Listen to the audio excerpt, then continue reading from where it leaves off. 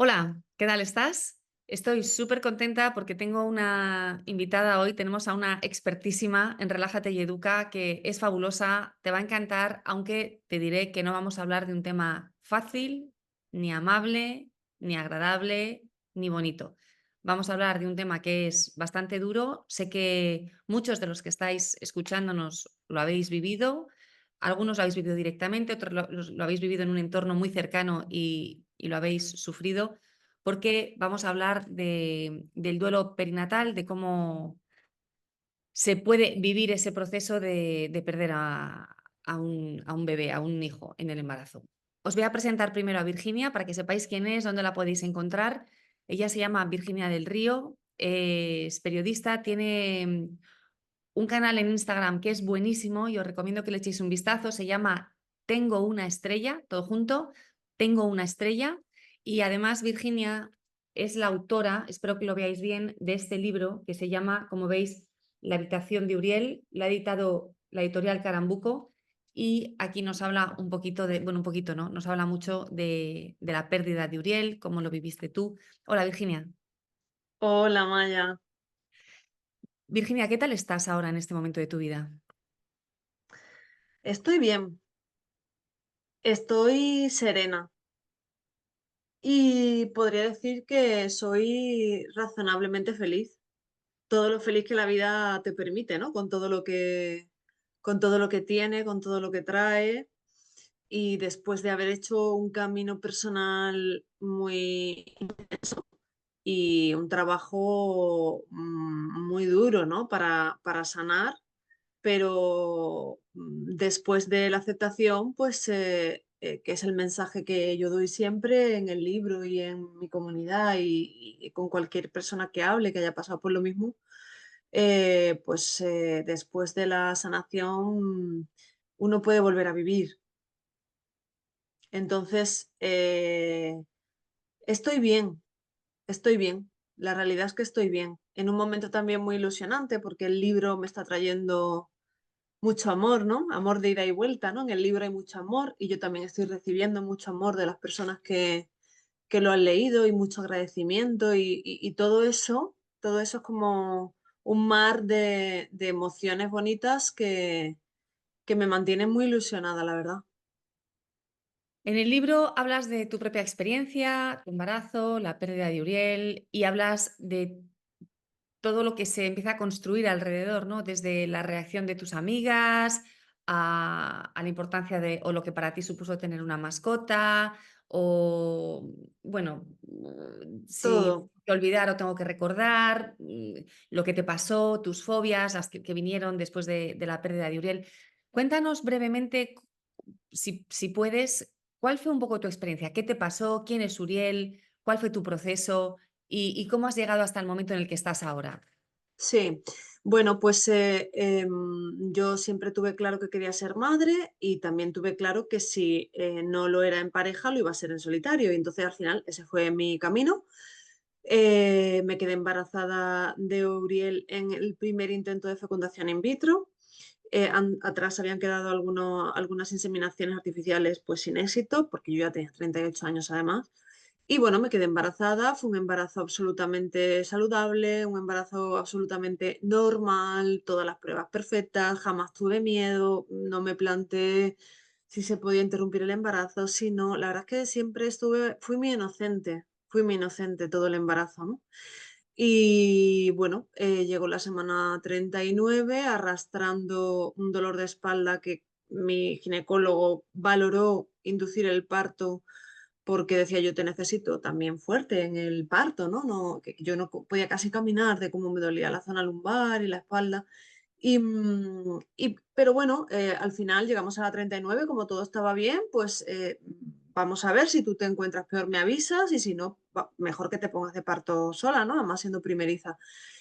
Y al día siguiente, el día que cumplía 39 semanas, al día siguiente de esa revisión donde todo estaba perfecto, yo me desperté y no lo notaba. Y era muy raro, porque mi hijo tenía mucho movimiento fetal. Me pareció muy raro y qué raro, que no le note y qué raro. Y bueno, pues eso me llevó a consultarle a mi ginecólogo, que claro, él me dijo, bueno, no te preocupes porque claro, me había visto unas horas antes y estaba todo bien. claro. Y bueno, pues cuando ya no aguanté más me dijo, vete si quieres a urgencia que te haga un monitor para que te quedes tranquila. Pero yo ni fui tranquila ni estaba tranquila. Yo Ya ahora me sabía. di cuenta con el tiempo, ¿no?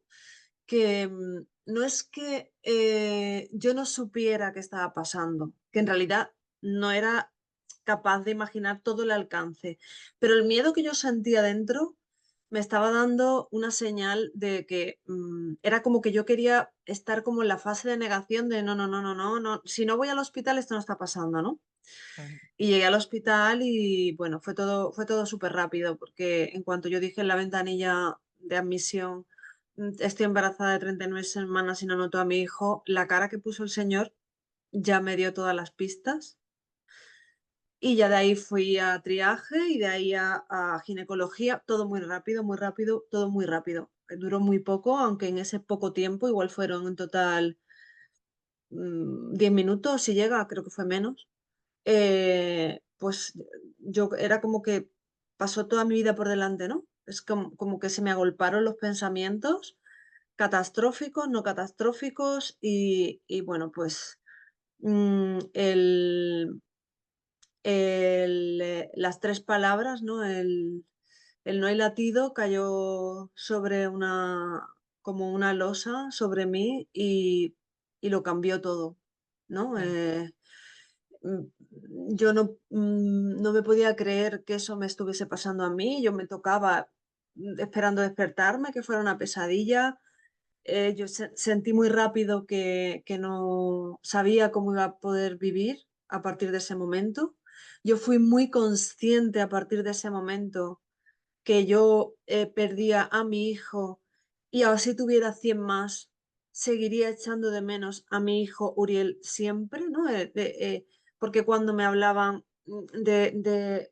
podrás tener más, yo decía todo el rato, es que yo pensaba, no están entendiendo nada, es que yo quiero a Uriel y él no va a volver. Claro. Entonces ahí se puso rápidamente un mecanismo en marcha de, pues me ingresan, me explican en qué consiste todo, ahí es donde yo entiendo que tengo que dar a luz, o sea, que tengo que tener un parto vaginal siempre que sea posible. Me parecía súper cruel y bueno, a partir de ese momento en el que yo entiendo que es mejor un parto vaginal, que la clave me la da mi matrona, la misma que me había visto el día antes, de casualidad. Ella me dijo, esto te va a acompañar toda la vida, pero no necesitas una cicatriz que te veas cada vez que te mires al espejo. Era además una matrona muy joven, porque sigue siendo muy joven a día de hoy, ¿no? Yo tengo contacto con ella. Y pensé, qué acertada estuvo, qué acertada y qué bien me acompañó en el parto, porque eso en mi cabeza hizo un clic y a partir de ese momento yo fui en automático, ¿no? Me preparé para todo lo que venía, la inducción que fue insoportable porque además yo tenía un miedo terrible a morirme yo también, entonces era todo una pesadilla de la que no despertaba. ¿Estabas sola? Y Estabas sola. eh, no, yo fui sola al hospital. Pero a partir, y me ingresaron, me dieron la habitación estando sola, pero a partir de ese momento, vamos, en cuanto me dieron la noticia, yo empecé a avisar y la primera que llegó fue mi prima, que vivía en Madrid, que estando yo en Madrid y ella en Pozuelo, que quiero decir que es una localidad de Madrid, no sé, la sensación fue como que voló, ¿no? Para llegar. Yo la vi llegar rapidísimo. Ella se ocupó de un poco de organizar todo, avisar a la gente, a mi psicóloga, que luego vino a verme esa noche, un poco organizarlo todo, se quedó con mi móvil y yo ya me concentré en lo que venía, venían los médicos, me explicaba, empezó a llegar mi familia, parte de mi familia, la otra estaba en Cádiz y llegó esa noche. Y a partir de ahí, pues eso, fui en automático hasta que al día siguiente, más de 20, casi 20, o sea, aproximadamente 24 horas después del diagnóstico, pues, o de la sentencia, mejor dicho, no hay latido, pues llegó el momento del parto. Fue un parto físicamente bueno, físicamente muy bueno, con todo el miedo que yo le tenía durante el embarazo, emocionalmente terrible, no puede ser de otra manera. Claro. Yo no, no fui capaz de ver a Uriel a pesar de las recomendaciones. Eh, Siempre lo cuento de forma, en el libro lo cuento mucho más detallado y en mis redes y demás, pero es fácil de explicar para mí porque yo sabía que yo no podía hacer nada por salvarle a él, entonces elegí salvarme yo.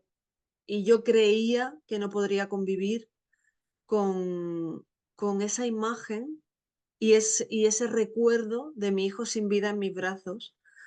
Entonces rescaté lo poco que quedaba de mí en ese momento y pensé, si yo pudiera hacer algo por él, eh, mm, evidentemente iba él antes que yo, pero como no podía, pues decidí no verlo. No me he arrepentido nunca porque tengo muy bien colocada la culpa en- entre mis emociones y sé que no podemos juzgar las decisiones del pasado desde el presente. Y, y luego, bueno, pues salí del hospital al día siguiente y a partir de ahí pues empezó el duelo, ¿no? Porque el duelo comienza ahí después, cuando todo vuelve a la normalidad y tú no tienes nada normal ya en tu vida, ¿no? Empieza la mujer que tú conocías hasta ese momento, la mujer que eras, ya no existe, son ruinas y a partir de ahí pues empiezas a construir una nueva versión de ti y a la que no conoces, pero con la que estás condenada a entenderte. Y bueno, pues yo puse en marcha todos los mecanismos que conocía o que creía que me podían ayudar, por supuesto, terapia, por supuesto, esforzarme en recuperar las ganas de vivir. No, no quiero decir que yo quisiera morirme, porque yo nunca me quise morir, sino perdí las ganas de hacer de todo, ¿no? Tenía una apatía enorme. Sobre todo no encontraba eso, no encontraba sentido, no era como, ¿y qué hago yo yendo aquí si yo por dentro estoy vacía, ¿no? Entonces, pues yo soy bastante disciplinada y mi psicóloga me iba poniendo tareas. Me apunté al gimnasio, que parecía que no, pero el ejercicio te ayuda. Hice un curso de mindfulness de 8 semanas que me creó el hábito de la meditación y me ayudó bastante. Intentaba respetar mis ritmos, pues me rodeaba de lo que me hacía bien, que normalmente y curiosamente para muchas personas pues eran mis sobrinos recién nacidos o muy pequeños, ¿no? Porque tenía ya varios. Me reconciliaban un poco con la vida, ¿no? Y para mí, además, era como una manera de criar, entre comillas, porque no eran mis hijos, a, a esos sobrinos. Era como que si la vida me estuviera poniendo por delante la posibilidad de ejercer de tía, pero de tía muy implicada, cuando yo me había perdido la oportunidad de criar a mi hijo, ¿no? En eso en concreto mi hermana fue muy generosa porque yo con mis sobrinos que cumplen ahora aproximadamente 7 años, tienen 2 meses más que Uriel. A mí me ha dejado ejercer mucho como tía, pero de bañarles, de darles de comer, de dormir con ellos desde muy pequeños. Y a mí eso me ha reconciliado mucho con la vida, aunque al mismo tiempo yo cada vez que estoy con ellos, con mis sobrinos, o veo una foto de todos juntos, pues es inevitable y eso me pasará toda la vida, pienso que falta él. Claro. Y bueno, pues el camino fue muy oscuro, muy, muy oscuro, muy largo, y si tuviera que decir algo sobre ese camino, sería algo que le sirva a la gente, sería que no hay que huir del dolor, aunque el dolor nos da mucho miedo y es una reacción natural, querer huir del dolor, pero si tú huyes del dolor, el dolor te persigue a ti después. Entonces no queda más remedio para hacer el duelo que atravesar ese dolor para después sanar. No lo digo yo, lo dicen los expertos en duelo, porque luego me he formado en duelo. Pues que es absolutamente necesario vivir ese dolor y sentirlo para poder sanar, porque si no el dolor al final te encuentra en otro punto de la vida y tienes que vivir lo que no viviste en su momento. ¿Qué es lo contrario a vivir el dolor? ¿Esconderlo, ocultarlo, negarlo, hacer como si no hubiera ocurrido? ¿Qué es? ¿Tapar? No Todo hablar. eso Todo eso. Todo eso y mucho más. Es no hablar de ello. porque hablar duele, esconderlo, intentar, olvidarlo. Yo al principio pensaba que ese era el mecanismo, que yo me tenía que olvidar de lo que me había pasado. Y luego me di cuenta, que primero eso era imposible y segundo, que no era la clave. La clave era lo contrario, asimilar lo que había pasado y aprender a vivir con ello, ¿no? Esa es la clave. Todo lo que vivimos nos cambia, eso es así. Y bueno, aunque una quiera, olvidarlo es imposible, salvo que tuvieras un problema de memoria. Es algo que te acompaña toda la vida y de verdad que esconderlo debajo de la alfombra, aunque sea una reacción natural, eh, además de imposible, es muy contraproducente.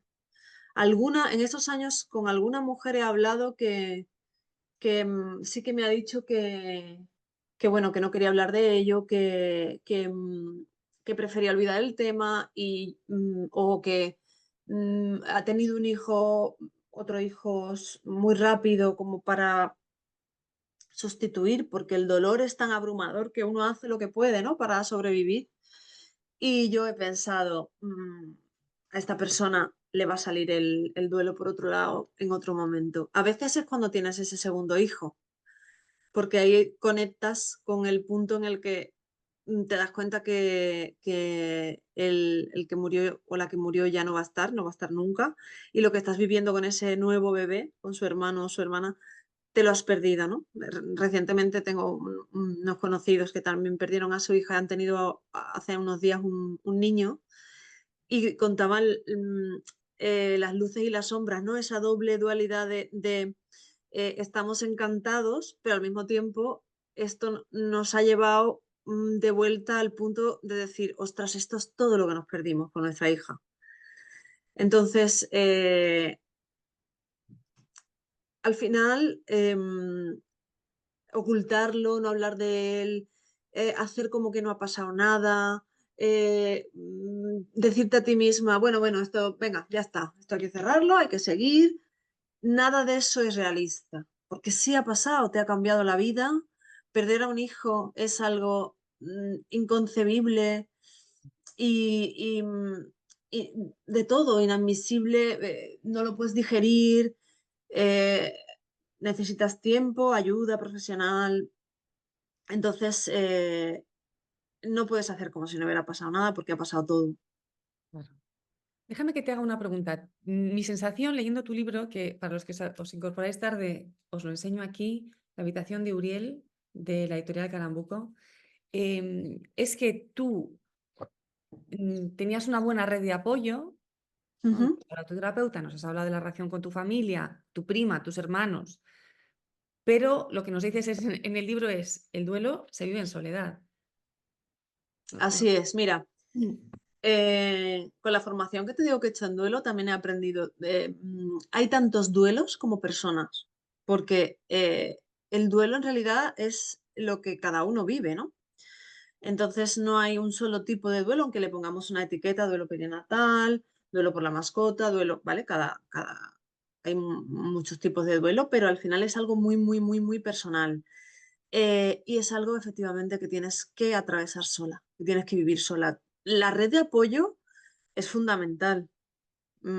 Sentirte acompañada, aunque es muy complicado sentirte acompañada, porque sentirte acompañada no es tener a alguien al lado, es sentir que esa persona que tienes cerca o lejos, pero te acompaña, sabe acompañar, ¿no? Que no es algo fácil y además no es algo fácil de recibir porque tú estás en un momento en el que nada te viene bien, podemos decir, porque tú tienes el alma rota, entonces Bueno, estás muy alerta, lo que te dicen no te gusta, hay muchas frases inapropiadas además que se dicen por miedo al dolor, porque el dolor duele aunque no sea el tuyo. Y, pero al final, claro, yo me sentí muy sola y no porque no estuviera acompañada, sino porque yo decía, es que nadie me puede aliviar este dolor, es que esto lo tengo que vivir yo, ¿no? Desde el principio, asimilarlo lo tenía que asimilar yo, el dolor de las contracciones los tenía que vivir yo, el parto lo tenía que vivir yo, el colocar, aprender a colocar esas emociones y seguir viviendo lo tenía que hacer yo, intentar volver a ser una persona feliz lo tenía que hacer yo, todo lo tenía que hacer yo. Es verdad que un buen acompañamiento, por supuesto la ayuda de mi psicóloga, que para mí fue una guía magnífica, porque yo me encontré con unas emociones que no conocía y que no sabía qué hacer con ellas, pues me ayudó, me dio la vida, ¿no? Incluso la buena relación que tengo con mi ginecólogo, que es un hombre excepcional y un médico excepcional, también me ayudó porque el amor sana, ¿no? Entonces todo ese cariño que yo recibía a mí me ayudó mucho, pero todos los pasos del duelo lo tienes que vivir tú, porque además ya no es una cuestión de que yo hubiese tenido a Uriel en solitario, ¿no? Es que a veces dentro de la misma pareja cada uno vive el duelo de una manera.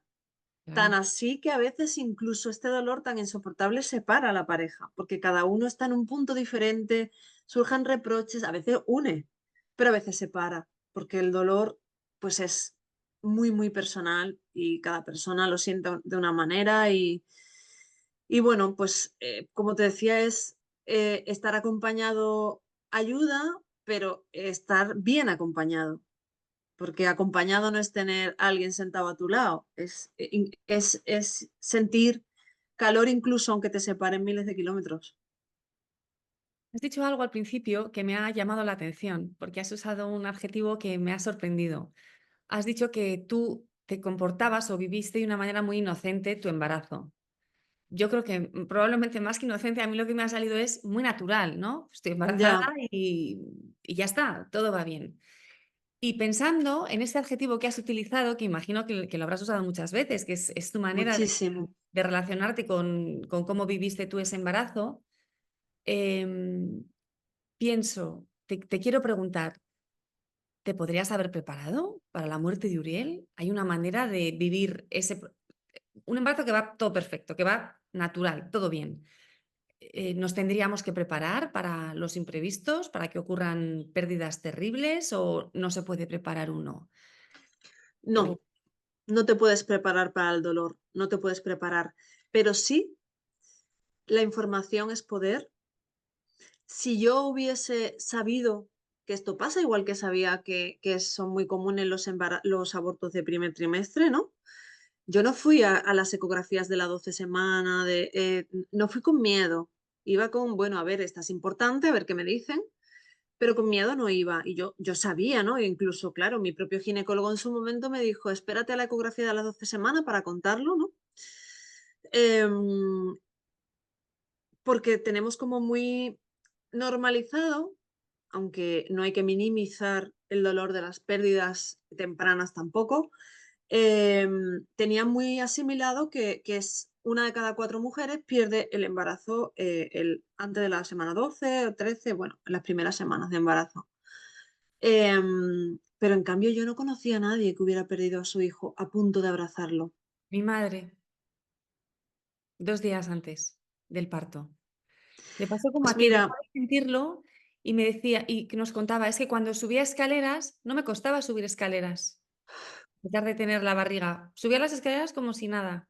Bueno, ya está, es un paréntesis. Pues mira, en este paréntesis digo que pobre tu madre, porque en esa época, si era tabú, hace 6 años cuando lo viví yo, no te quiero contar en esa época, donde prácticamente a la mujer no se le permitía sufrir, ¿no? Era como, bueno, ahí la mortalidad infantil o perinatal era más alta y se normalizaba.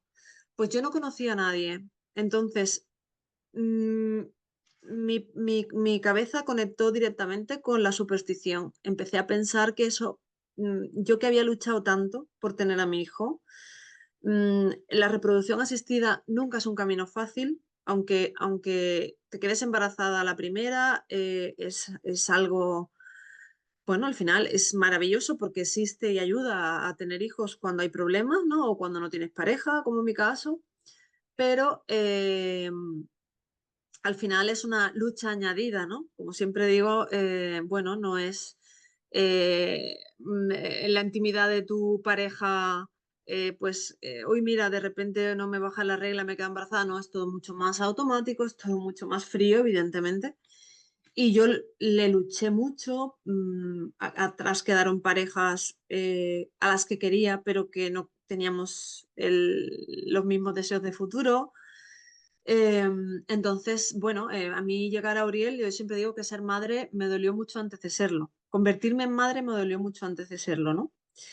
Pues porque sufrí mucho para llegar a él. Y cuando se me muere a punto de abrazarlo, yo pensé, esto no es casualidad, esto es una señal del destino.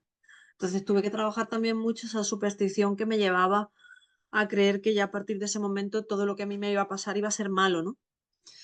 Y lo trabajé también mucho en terapia. No te puedes preparar, nadie se puede preparar para un batacazo de este tipo, ¿no? Pero si tú eres consciente, como yo soy ahora, que la enfermedad, el dolor y la muerte son parte de la vida, que sin eso no hay vida, eh, lo entiendes de otra manera. Hace 1 año y medio murió una amiga mía de forma repentina, nos dejó devastados y yo me di cuenta que yo afrontaba ese duelo muchísimo más preparada. Evidentemente porque tengo las herramientas de haberlo vivido en mi piel, ¿no? Aunque fuera otro tipo de duelo. Pero yo soy mucho más consciente ahora. Antes vivía de espaldas a la muerte y yo ahora soy consciente de que la muerte te puede llegar en cualquier momento. Eso no quiere decir que no le tenga miedo o que viva como... No, no, no, no. Soy consciente de que lo que separa la vida de la muerte es una línea muy fina Ya. y que a veces no es un proceso que te llega poco a poco donde tú te tienes que preparar o te puedes preparar. A veces llega de forma inesperada, la vida es así.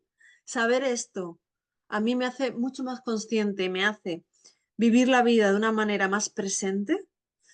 Y si este camino yo lo hubiese hecho antes, pues por lo que fuese, ¿no? Por una educación mucho más, donde la muerte tenía una presencia, por lo que fuera, más clara, probablemente hubiese vivido el duelo de otra manera. ¿Me podía haber preparado y hubiera sufrido menos?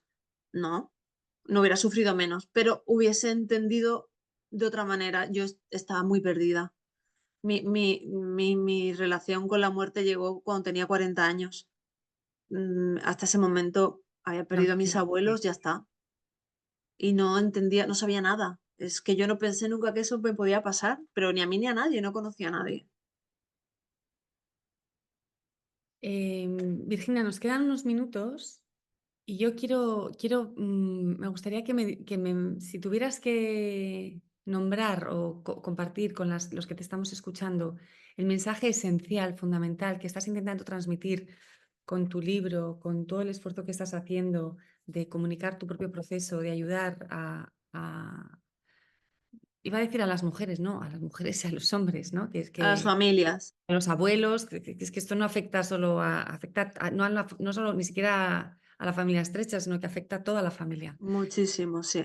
¿Cuál es el mensaje fundamental que tú quieres transmitir?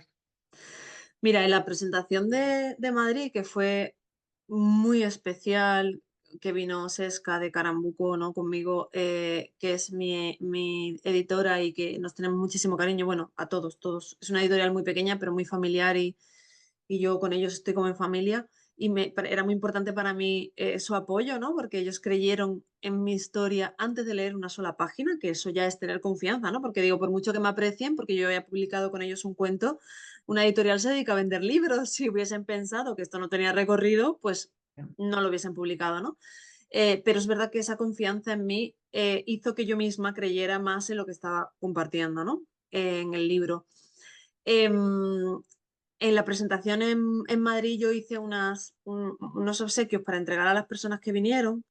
Lo hice por mi cuenta, me gasté yo el dinero porque me apetecía y eran unos marcapáginas en forma de estrellita y había hecho una composición así, chiquitita, con la portada del libro y una frase mía, que es la que digo mucho y como me preguntas esto, creo que viene ahora muy bien, que es: nadie sana siendo la misma persona, pero puedes volver a vivir. Ayer mismo que me reuní con una chica que había perdido a su hija hace poco, su madre, y como están aquí mis padres en Madrid, vino mi madre también.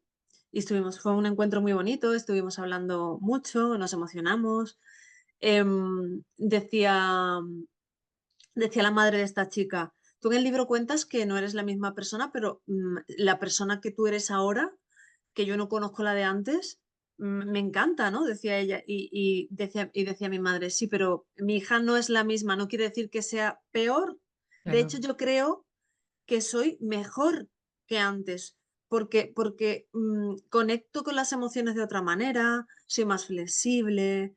eh, de verdad que creo que el amor que me dejó mi hijo me ha convertido en mejor persona, lo creo de verdad. Batallo menos, em, soy más comprensiva. Lo he sido, creo que he sido siempre, pero de verdad que yo creo que soy mejor ahora.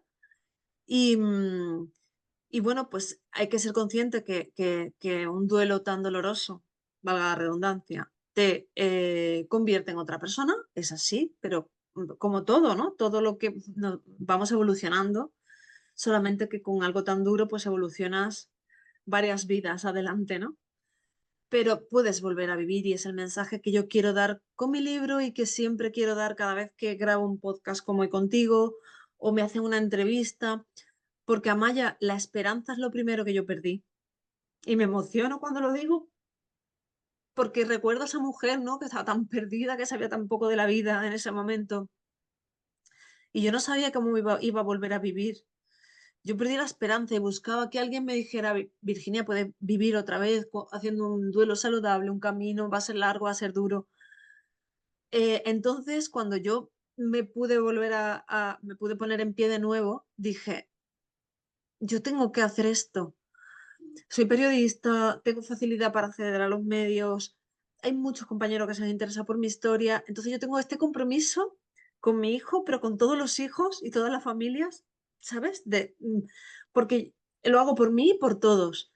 A mí ahora ya no me produce dolor hablar de ese tema, y entonces yo digo sí a todas las entrevistas, a todo, porque creo que es una manera de seguir visibilizando.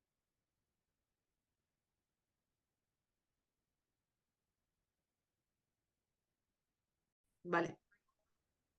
hemos perdido un segundito, Virginia.